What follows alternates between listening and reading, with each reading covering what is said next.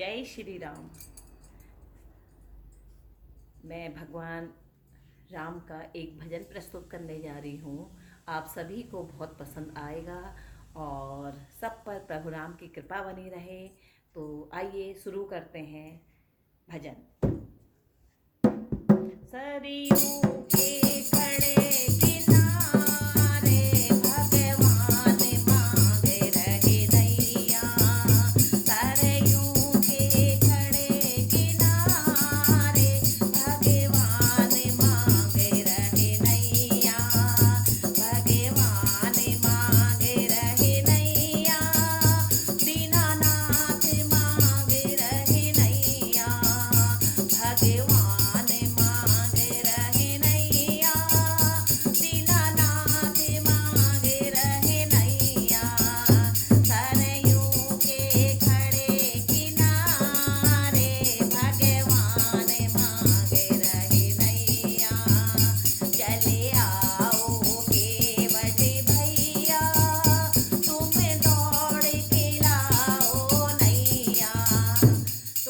भगवान राम, लक्ष्मण और माता सीता वनवास को जा रही होती हैं तो रास्ते में सरयू नदी आती है। अब सरयू नदी पार करके उन्हें उस पार जाना है तो अब वो केवट को बुलाते हैं और केवट से विनती करते हैं कि केवट भैया अपनी नौका इधर ले आओ, अपनी नाव इधर ले आओ और हमें इस नदी को पार करा दो। तो इस भजन के माध्यम से, इस भजन के अंदर कैसे सरयू नदी पार होती है और केवट से क्या भगवान की बातचीत होती है, तो इस सब पूरा वर्णन इस भजन के द्वारा आपको सुनाया जाएगा।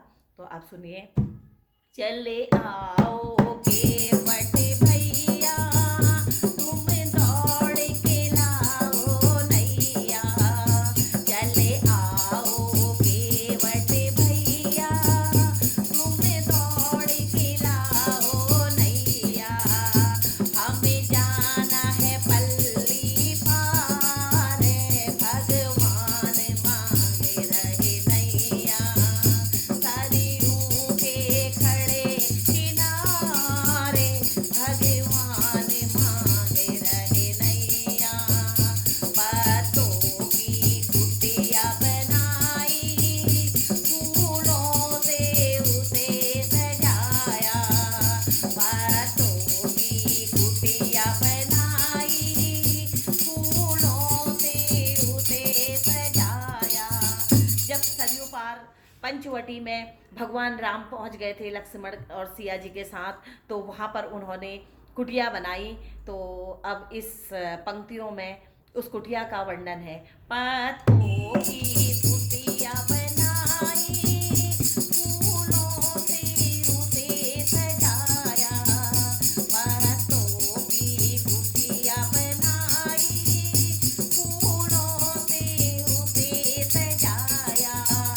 वहाँ लक्ष्मण पहरेदार, भगवान मांगे रहे नैया। सरयू के खड़े किनारे, भगवान मांगे रहे नैया। सोने का मृग बने आया, सिया जी का मन ललचाया।